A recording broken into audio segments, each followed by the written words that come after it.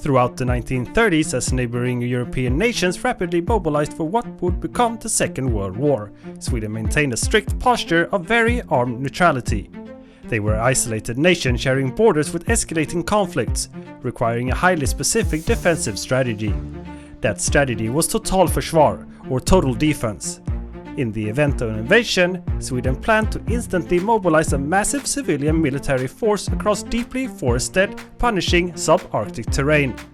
Every citizen was a potential soldier, and every soldier needed a weapon that could survive freezing temperatures. The foundation of this localized firepower was the domestically manufactured Swedish Mauser. Rifles like the M96 and the shorter M38 were chambered in the highly efficient 6.5 by 55mm round, offering long-range accuracy across icy valleys. But by 1939, the new tactical problem arrived at Sweden's doorstep. The sudden emergence of enemy light tanks and armored vehicles meant infantry units needed heavy-hitting armor penetration, and the military had to find a solution on an incredibly tight budget. The result was desperate mechanical hack. The military purchased thousands of German Kar98ks rifles and bored out the chambers to accept the massive 8x63mm cartridge, a round originally designed to fire from Navy crew-served machine guns. Firing this massive cartridge from a lightweight shoulder rifle generated an extreme rearward kick.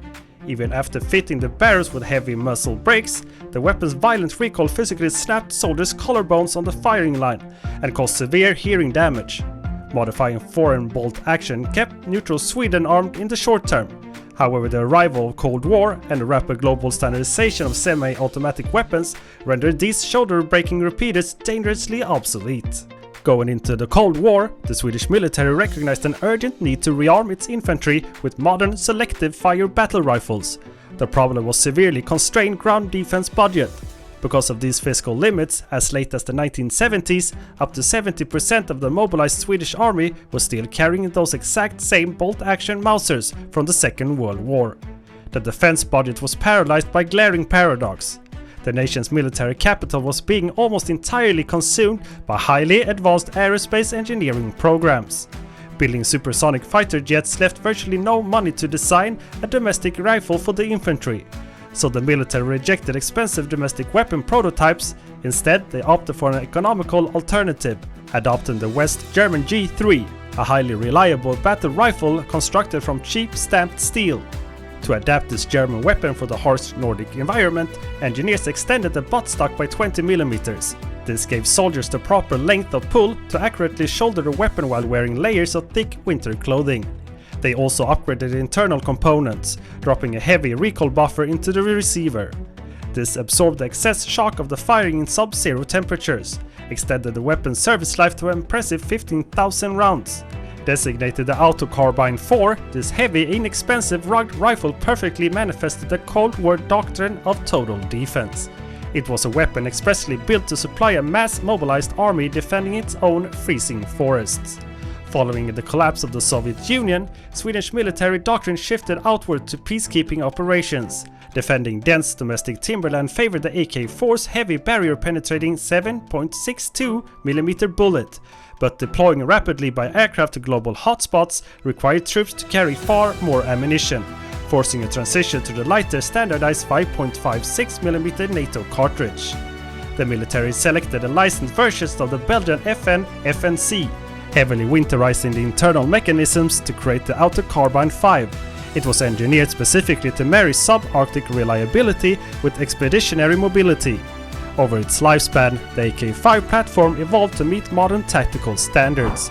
Engineers stripped away the iron sights and plastic handguards, replacing them with modular rail systems and specialized optics to maintain dominance in urban engagements. For over 3 decades, the AK-5 represented an outward-looking nation. It was the tool of a military preparing to integrate with international peacekeeping coalitions, rather than solely bracing for massive land invasion at home. In the 2020s, the full-scale invasion of Ukraine shattered European peace.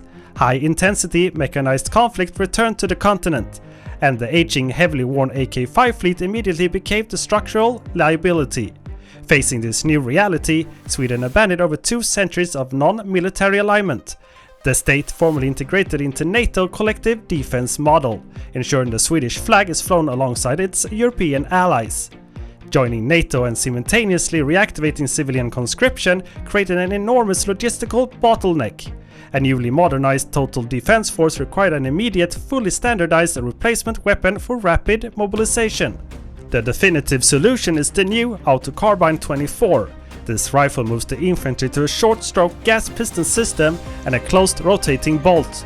This specific mechanical configuration uses a self-contained tap of gas to recycle the bolt, keeping the weapon's internal components cleaner and significantly more reliable in Arctic temperatures than previous platforms. This procurement breaks Swedish historic procurement model.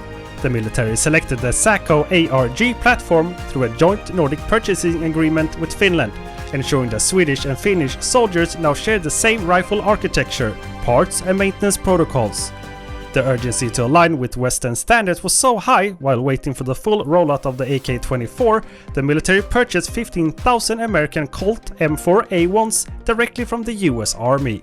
These rifles bridge the training gap, providing conscripts with immediate experience on a 5.56mm platform that works with any NATO unit. By adopting shared Nordic platforms and bridging training gaps with US hardware, the Swedish infantry has moved away from its history of lone wolf neutrality.